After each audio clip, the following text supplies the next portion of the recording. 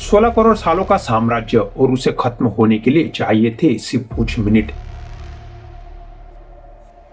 एक ऐसा जीव जिसके दिल में एक ट्रक के इंजन जितनी ताकत थी और जिसके कदमों से धरती कांपती थी।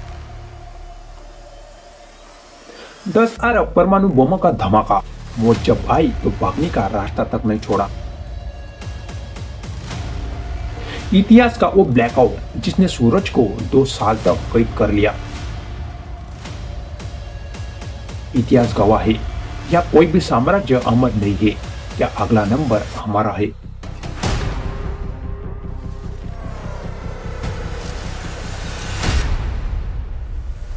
आज से ठीक 6 करोड़ 60 लाख साल पहले धरती आज की तरह नहीं थी। कोई इंसानी शोर नहीं था, कोई कंक्रीट के जंगल नहीं था, तो बस एक साम्राज्य, डायनासोर का साम्राज्य। 16 करोड़ सालों तक इन्होंने इस धरती पर राज किया। ये वो जीव थे जिन्होंने हर आपदा को झेला, हर मौसम को मात दी। लेकिन क्या आप जानते हैं, उस आखिरी सुबह जब सूरज उगा था तो क्या किसी भी जीव को यह अंदाजा नहीं था कि अगले 24 घंटे में एक पूरी प्रजाति इतिहास के पन्नों से मिटने वाली है। लेकिन दोस्तों, सवाल ये नहीं है कि वो कैसे मरी, सवाल ये है कि उस एक दिन में ऐसा क्या हुआ कि हजारों फीट ऊंचे और महाबली जीव एक झटके में गायब हो गए। क्या ये सिर्फ एक हादसा था या कुदरत का कोई सोची समझी साजिश। कहानी शुरू होती है 23 करोड़ साल पहले।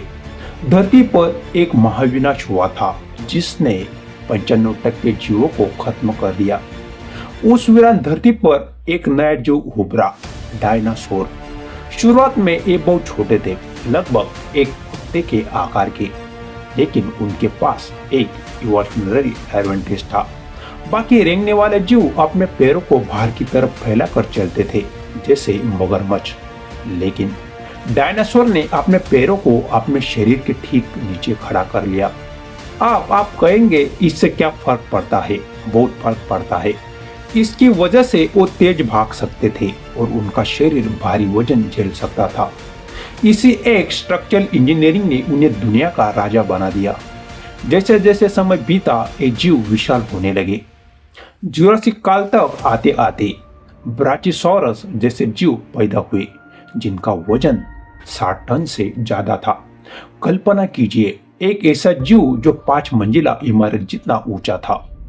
उनके दिल को पूरे शरीर में खून पहुंचाने के लिए इतनी ताकत चाहिए थी जितनी एक ट्रक के इंजन में होती है। और सिर्फ जमीन ही नहीं, टेरासोरस ने आसमान पर कब्जा किया और मोसासर जैसे दैत्यों ने समंदर पर। धरती का कोई ऐसा कोना नहीं था जहां इनका खौफ ना हो। अक्सर फिल्मों में हमें दिखाया जाता है कि डायनासोर बस एक दूसरे को खाने वाले राक्षस थे, लेकिन डेटा कुछ और कहता है। डायनासोर की हजारों प्रजातियां थी।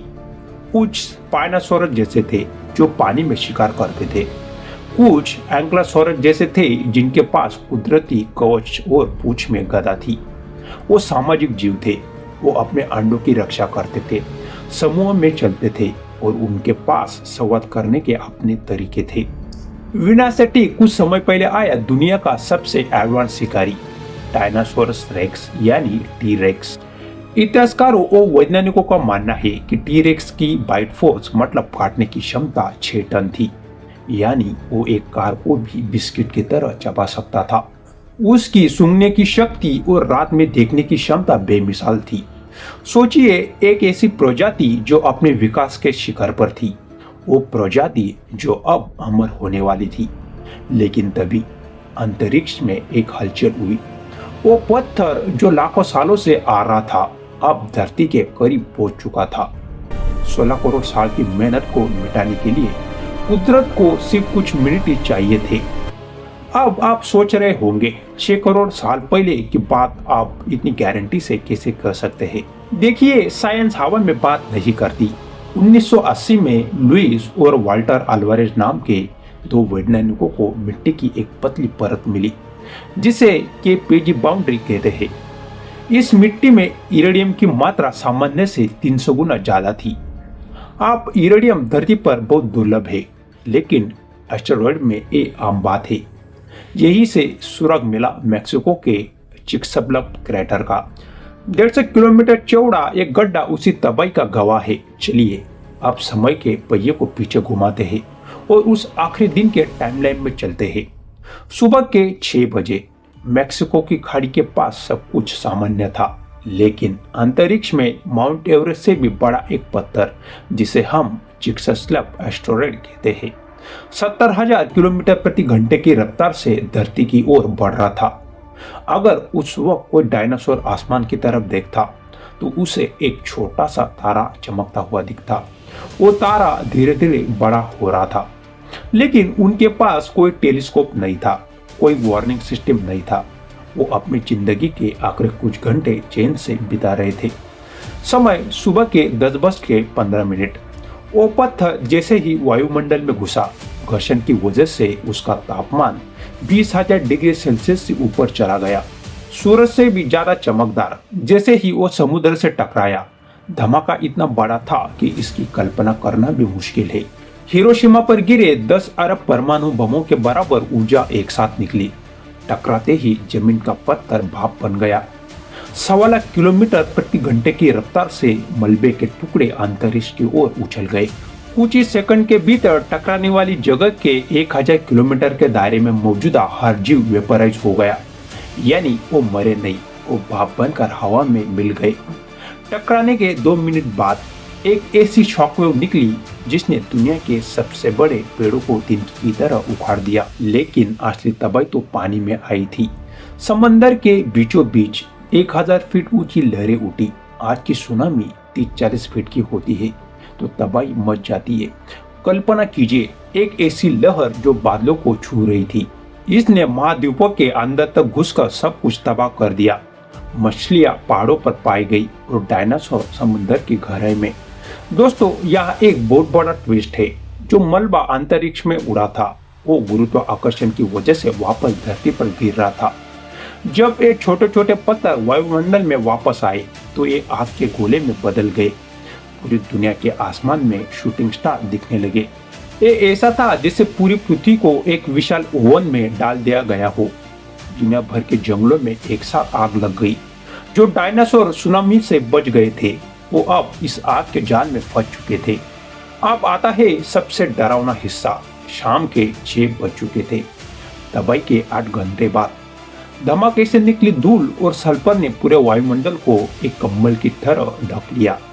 सूरज की रोशनी जमीन तक पहुंचना बंद हो गई। पूरी धरती पर टोटल ब्लैकआउट। ये अंधेरा एक दिन या एक हफ्ते के लिए नहीं था। वैज्ञानिकों का मानना है कि यह अंधेरा 2 सालों तक रहा। बिना सूरज पौधे मर गए। जब पौधे मरे तो शाकाहारी डायनासोर भूख से तड़प कर मरने लगे, और जब शाकाहारी नहीं थे तो टीरेक्स जैसे शिकारी एक दूसरे को खाने लगे। यह कुदरत का सबसे क्रूर चेन रिएक्शन था। अब सवाल उठता है कि अगर सब खत्म हो गया तो हम यहाँ कैसे हैं? यही प्रकृति का खेल है। उस दिन डायनासोर की विशालता ही उनकी दुश्मन बन गई।